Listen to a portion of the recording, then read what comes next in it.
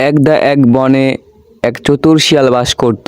শিয়ালটি একদিন বনের মধ্যে ঘুরতে গিয়ে ফাঁদে পড়ে তার লেজ হারিয়ে ফেলে। লেজ ছাড়া তাকে দেখতে খুব অদ্ভুত দেখাচ্ছিল। সে খুব লজ্জিত হলো।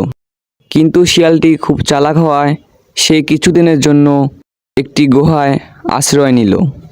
শিয়ালটি গুহা থেকে বেরিয়ে এসে বনের সকল শিয়ালকে একটি সভায় ডাকলো। সে সভায় বলল, বন্ধুরা, আল্লাহ আমাদেরকে লেজ দিয়েছেন, তবে এটা আমাদের কাছে একটা অপ্রয়োজনীয় বোঝা। তাই আমি আমার লেজ কেটে ফেলেছি। আশা করি তোমরা আমাকে অনুসরণ করবে। কিন্তু সভার মধ্যে এক বৃদ্ধ ঘটনাটি জানত। সে সকলকে ঘটনাটি প্রকাশ করে দিল। তখন শিয়ালটি বনের মধ্যে পালিয়ে গেল। সবার উদ্দেশ্যে বৃদ্ধ শিয়ালটি বলল, কেউ কাউকে বোকা বানাতে